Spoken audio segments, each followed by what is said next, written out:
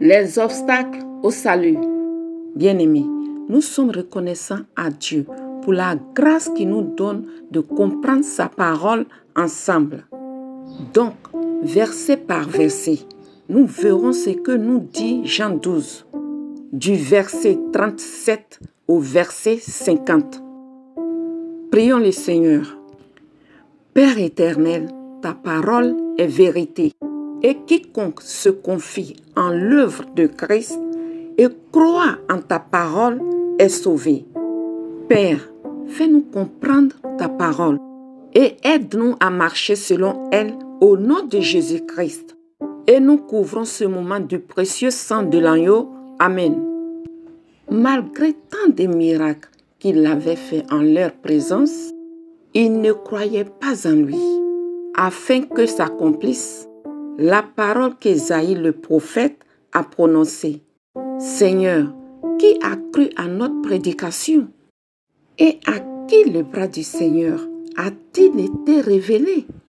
Aussi ne pouvait-il croire, parce qu'Ésaïe a dit encore, il a aveuglé leurs yeux et il a endurci leur cœur, de peur qu'ils ne voient des yeux, qu'ils ne comprennent du cœur, qu'ils ne se convertissent et que je ne les guérisse.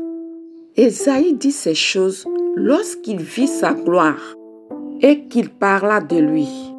Cependant, même parmi les chefs, plusieurs crurent en lui. Mais à cause des pharisiens, ils n'en faisaient pas l'aveu, dans la crainte d'être exclus de la synagogue, car ils aimèrent la gloire des hommes plus que la gloire de Dieu. Or, Jésus s'était écrié, « Celui qui croit en moi, croit non pas en moi, mais en celui qui m'a envoyé. Et celui qui me voit, voit celui qui m'a envoyé. Je suis venu comme une lumière dans le monde, afin que quiconque croit en moi ne demeure pas dans les ténèbres. Si quelqu'un entend mes paroles et ne les garde point, ce n'est pas moi qui les juge, car je suis venu non pour juger le monde, mais pour sauver le monde. Celui qui me rejette et qui ne reçoit pas mes paroles à son juge. La parole que j'ai annoncée, c'est elle qui le jugera au dernier jour, car je n'ai point parlé de moi-même, mais le Père qui m'a envoyé m'a prescrit lui-même ce que je dois dire et annoncer. Et je sais que son commandement est la vie éternelle. C'est pourquoi les choses que j'ai dites, je les dis, comme le Père me les a dites. Merci Seigneur pour ta parole. Avec l'Esprit Saint, passons à la compréhension du texte. Voici la structuration du texte que nous proposons. Du verset 37 au verset 41, nous avons le rejet du Messie.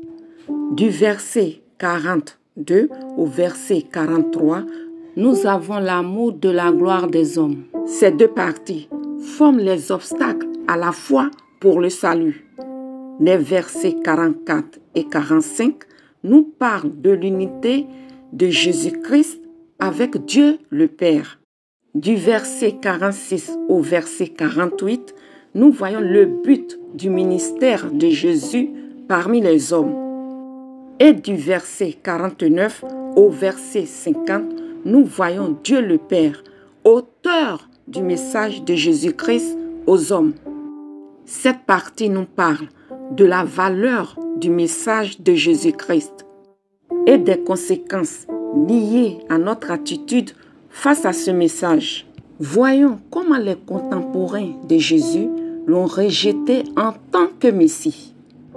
Le verset 37 nous dit, « Malgré tant de miracles qu'il avait fait en leur présence, ils ne croyaient pas en lui. » Ici, le mot « miracle », au-delà des merveilles, désigne des signes, qui sont les témoignages qui authentifie l'identité de Jésus en tant que Messie.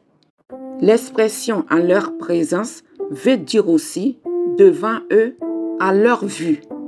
Dans la proposition « ils ne croyaient pas en lui », le mot « croyer » vient du grec « pisteo » qui veut dire croire, se confier en Jésus ou en Dieu comme capable d'obtenir ou de faire quelque chose, ce qui veut dire avoir la foi qui sauve. Ainsi, ils ne croyaient pas en lui, peut être compris comme ils n'étaient pas persuadés qu'il soit le Messie, le Sauveur attendu. Ils n'ont pas placé en lui leur confiance pour leur salut. Pourquoi n'ont-ils pas accepté que Jésus soit le Messie? Nous trouvons la réponse dans les versets suivants. Au verset 38, il est écrit « Afin que s'accomplisse la parole qu'Ésaïe le prophète a prononcée. Seigneur, qui a cru à notre prédication? Et à qui le bras du Seigneur a-t-il été révélé ?» Ce verset nous montre que cette incrédulité face à Jésus-Christ avait été prophétisée par Ésaïe. Nous voyons la prophétie en Ésaïe 53, verset 1. Le mot « révélé » en fin de phrase veut dire découvrir, dévoiler. Jésus-Christ est l'image du Dieu invisible. Cette révélation est accessible non au cœur satisfait d'eux-mêmes, mais à ceux qui sont repentants et qui se confient en Dieu. La raison de l'incrédulité se précise davantage dans les versets 39 et 40. Aussi ne pouvaient-ils croire parce qu'Ésaïe a dit encore « Il a aveuglé leurs yeux et il a endurci leur cœur, de peur qu'ils ne voient des yeux et qu'ils ne comprennent du cœur, qu'ils ne se convertissent et que je ne les guérisse. » Cette prophétie est tirée d'Ésaïe 6, versets 9 à 10. Un tel sort arrive lorsqu'on s'obstine à l'idée que Dieu soit à l'image de nos propres critères et qu'on refuse de le recevoir tel qu'il est réellement. C'est un obstacle à la fois au salut. Dans « que je ne les guérisse », le mot « guérir » vient du grec « iaomaï », qui signifie traiter, restaurer. Ici, ce sera dans le sens de libérer des erreurs et des péchés pour apporter le salut. L'aveuglement spirituel et l'endurcissement du cœur nous ferment à la libération de nos erreurs et nous empêchent de recevoir le salut. Les vérités du verset 40 ont été données à Ésaïe lorsqu'il vit la gloire du Seigneur et qu'il parla de lui. Cela fait référence à Ésaïe chapitre 6. Après avoir vu le premier obstacle à la foi pour le salut, passons au deuxième. Il s'agit de l'amour de la gloire des hommes que nous voyons dans les versets 42 et 43. Cependant, même parmi les chefs, plusieurs crurent en lui. Mais à cause des pharisiens, ils n'en faisaient pas l'aveu, dans la crainte d'être exclus de la synagogue, car ils aimèrent la gloire des hommes plus que la gloire de Dieu. Comprenons ces versets. Les chefs juifs qui avaient cru en Jésus n'en faisaient pas l'aveu. Aveu vient du grec homologeo, qui signifie confesser, dire ouvertement, déclarer. Ils ne déclaraient donc pas ouvertement qu'ils croyaient en Jésus. Par peur des pharisiens et de crainte d'être exclus de l'assemblée des Israélites, car ils aimèrent la gloire des hommes plus que la gloire de Dieu. Le mot « aimer » vient du grec « agapao », qui veut dire en avoir plaisir, être content d'une chose. Agapao désigne une affection très élevée et cette affection était celle que les chefs avaient pour la gloire des hommes. Or, la gloire des hommes est visible aux yeux des hommes. Elle est applaudie par les hommes. Mais la gloire de Dieu est discrète. Et celui qui a cette gloire reçoit sa louange, non des hommes, mais de Dieu. Jésus n'a pas été accepté parce qu'il est venu comme une faible plante, comme un rejeton qui sort d'une terre desséchée. Il n'avait ni beauté, ni éclat pour attirer nos regards. Et son aspect n'avait rien pour nous plaire. N'oublions pas que la gloire des hommes est passagère, mais la gloire de Dieu est éternelle. Quiconque confessera Jésus devant les hommes, Jésus le confessera aussi devant son Père qui est dans les cieux. Mais quiconque le réunira devant les hommes, Jésus le réunira aussi devant son Père qui est dans les cieux. L'amour de la gloire des hommes est un obstacle au salut et il empêche de se confier entièrement en Jésus-Christ.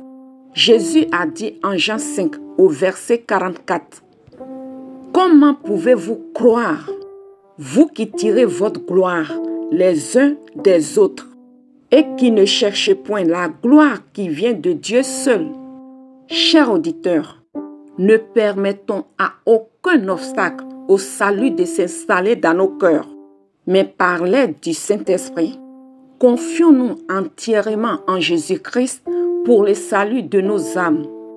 Voyons à présent la valeur du message de Jésus-Christ et les conséquences liées à notre attitude face à ce message. La valeur du message de Jésus-Christ se voit dans l'unité qu'il y a entre lui et Dieu le Père.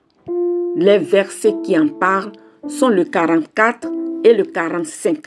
Or, Jésus s'était écrié, « Celui qui croit en moi, croit non pas en moi, mais en celui qui m'a envoyé. Et celui qui me voit, voit celui qui m'a envoyé. » Celui qui a envoyé Jésus, c'est Dieu le Père. Donc, se confier en Jésus pour le salut revient à se confier en Dieu. Et celui qui voit Jésus voit Dieu le Père. Car Jésus est dans le Père et le Père est en Jésus. L'unité du Père et du Fils confirme la divinité de Jésus. Jésus est le Christ, le Fils de Dieu. En croyant en lui, nous avons la vie éternelle en son nom. Passons à présent au but du ministère de Jésus parmi les hommes.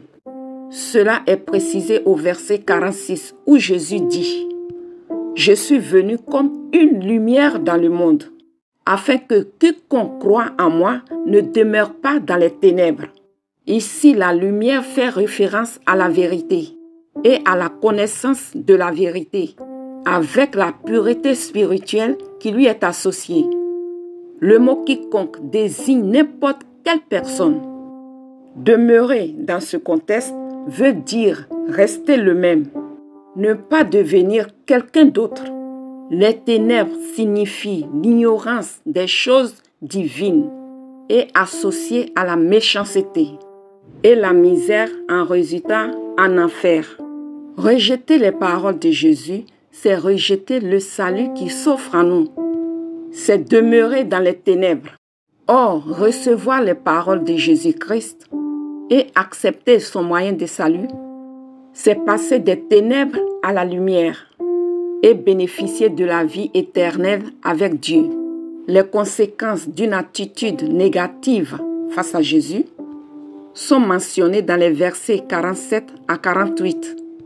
Si quelqu'un entend mes paroles et ne les garde point, ce n'est pas moi qui le juge, car je suis venu non pour juger le monde, mais pour sauver le monde. Celui qui me rejette et qui ne reçoit pas mes paroles a son juge. La parole que j'ai annoncée, c'est elle qui les jugera au dernier jour. Entendre les paroles de Jésus et ne pas les garder fait penser à la parabole du semeur. Ici, il s'agit de toutes les graines qui ne sont pas tombées dans la bonne terre. Jésus dit qu'il est venu non pour juger le monde, mais pour sauver le monde. Le verbe sauver veut dire délivrer des peines du jugement. Dans le verset 48, Rejeter Jésus-Christ équivaut à ne pas recevoir ses paroles. Celui qui n'aime pas Jésus ne garde pas ses paroles. Celui qui aime Jésus garde ses paroles. La parole de Dieu qui aujourd'hui est négligée et méprisée deviendra le juge de tous ceux qui l'auront ignoré. Le dernier jour dont parle le verset 48, c'est le jour du jugement. La parole de Dieu juge ceux qui ne l'acceptent pas et rejettent Jésus-Christ.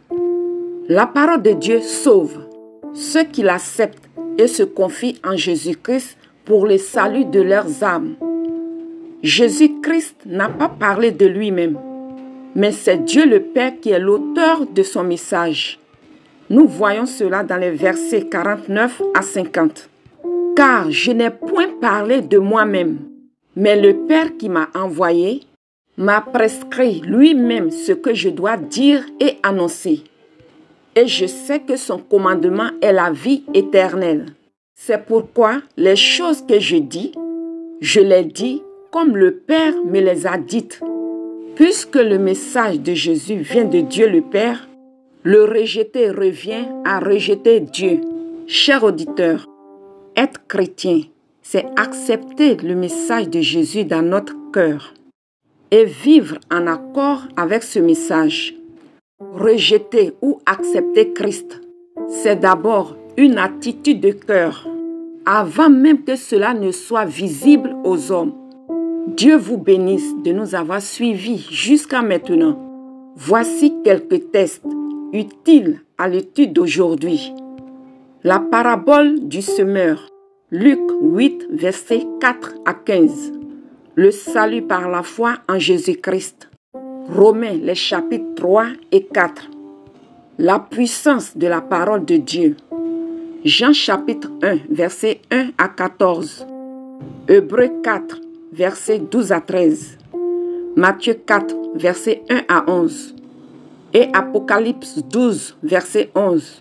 Ce qui est vraiment notre arme pour traverser ce monde et aller au Père, c'est l'œuvre salvatrice de Jésus-Christ et la parole de Dieu, avec l'aide du Saint-Esprit qui habite en nous et qui nous a été donné comme sceau de notre acceptation de Jésus-Christ dans nos cœurs. Nous te bénissons, Père, de nous avoir nourris par ta parole. Que nous soyons de bonnes terres pour porter du fruit à la gloire de ton nom, au nom de Jésus-Christ. Souviens-toi de tous ceux qui ont participé à cette étude. Interviens avec puissance dans leur vie et pourvois à leurs besoins au nom de Jésus-Christ. Amen. Vous pouvez nous écrire à l'adresse suivante: toutpuissant sauveur @gmail.com. Je vous invite à liker, à vous abonner et à partager la chaîne. Que Dieu vous bénisse.